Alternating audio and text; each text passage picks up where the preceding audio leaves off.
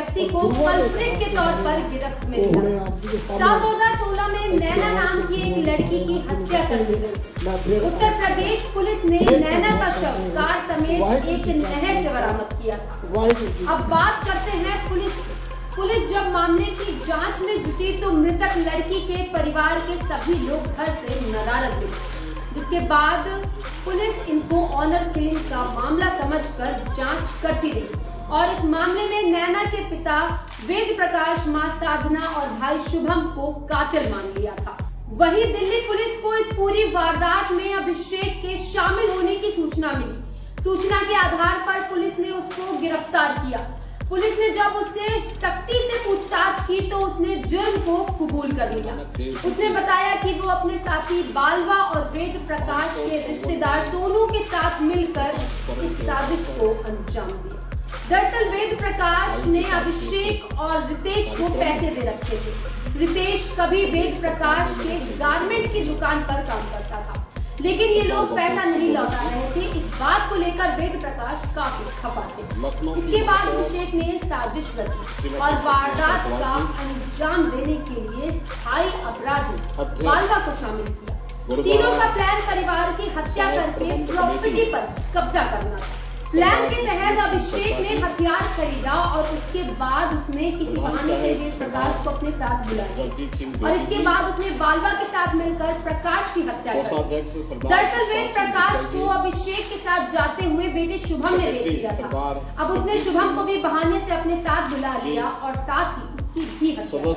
इसके बाद अभिषेक ने वेद प्रकाश की पत्नी साधना को और उसकी बेटी नैना को भी बहाने से एक कर घर से बुलाया और उसकी हत्या कर दी और उसके बाद चारों के शवों को अपर कैनाल गंगा में फेंका।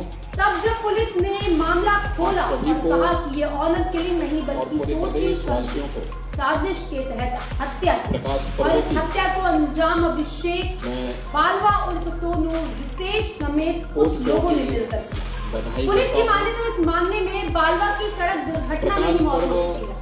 अन्य आरोपी सोनू ने खुदकुशी कर ली और इसके बाद पुलिस जांच में जुटी रही। इस पूरी घटना में उत्तर प्रदेश पुलिस की लापरवाही को उजागर किया। आखिर यूपी पुलिस ने इस मामले में कोताही बरती ही क्यों?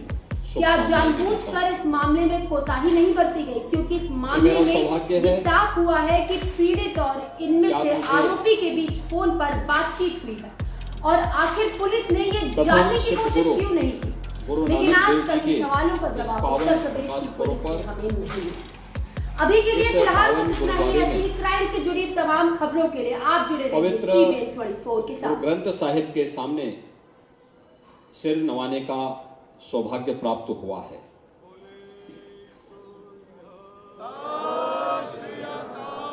हम सब जानते हैं सिख गुरुओं का जो त्याग है, जो बलिदान है, जो उनकी पावन भक्ति है, शक्ति है, जो साधना है, वह देश के लिए और धर्म के लिए अनुकरणीय बना रहा है।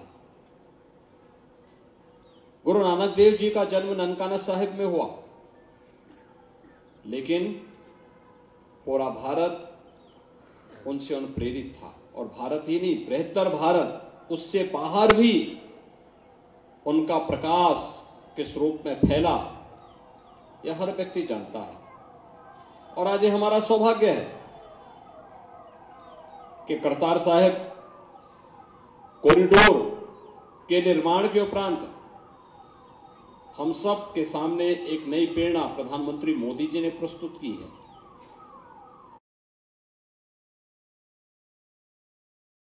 देने के बाद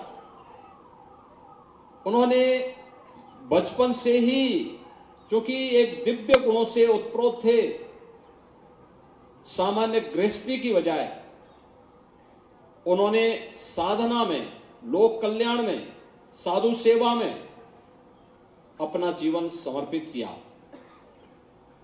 और उनकी साधना की परिणति थी कि एक और भक्ति के संचार का कार्यक्रम उन्होंने जो प्रारंभ किया वह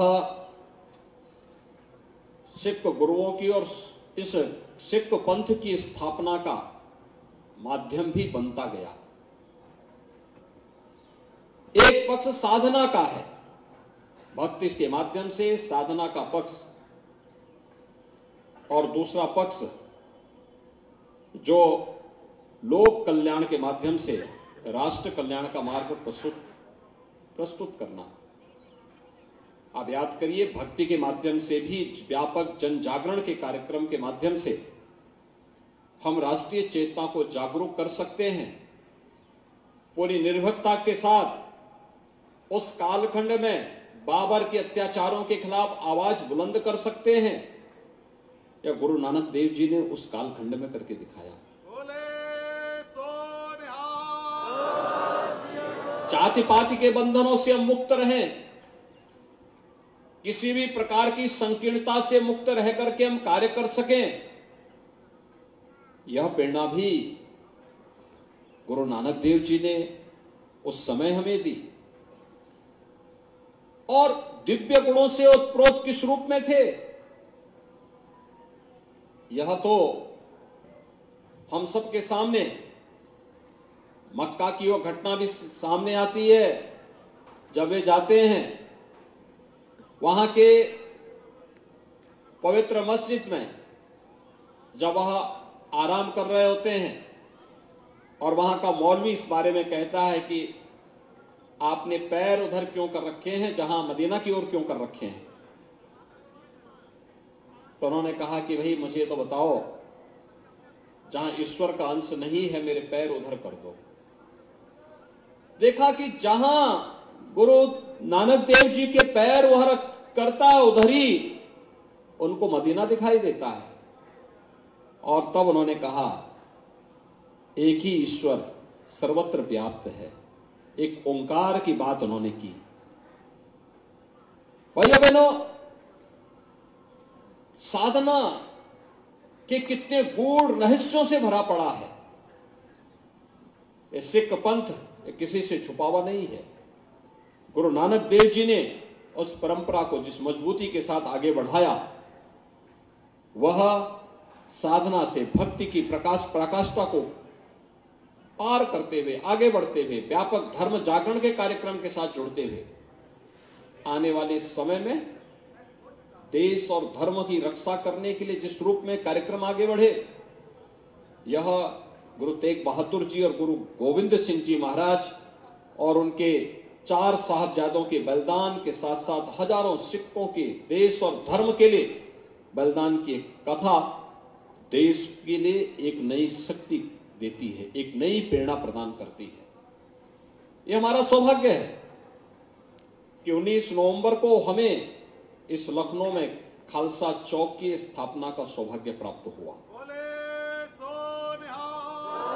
खालसा चौक ये केवल खालसा एक पंथ नहीं, देश और धर्म की रक्षा क्षणों से भी हम कुछ प्रेरणा लें, जिन्होंने अत्याचार और बर्बरता की सारी पराकाष्ठा को पूरा कर दिया था।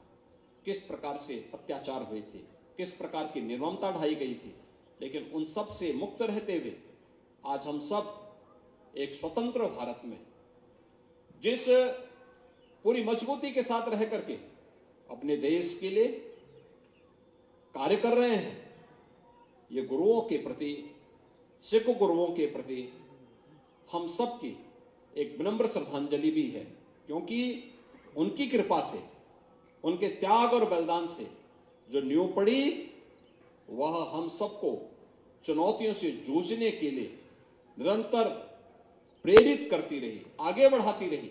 आज उसी का परिणाम है कि हम सब पूरी मजबूती के साथ कार्य कर रहे हैं। भाइयों बहनों, गुरु नानक देव जी के द्वारा रखी गई इस नींव को और मजबूती प्रदान करना हर सिख का और हर भारतीय का दायित्व है। हम निरंतर इस पर कार्य करें, जो भी उनकी शिक्षाएं हैं उसका अंतःकरण से पालन करें, तभी हमारी प्रगति होगी, इसी में राष्ट्र की समृद्धि भी होगी। और आज के इस अवसर पर इसी प्रेरणा को ग्रहण करने के लिए मैं आसियाना गुरुद्वारे में आया हूं। मैं एक बार फिर से आप सबको कोटि बधाई देता हूं, प्रकाश पर्व की अपनी शुभकामनाएं देता हूं और विश्वास व्यक्त करता हूं कि गुरु नानक देव जी की भक्ति और उनकी साधना हम सब की शक्ति का, राष्ट्र की समृद्धि का कारण बनेगा। आप सबके प्रति मेरी शुभकामनाएं। बोले सो निहाल।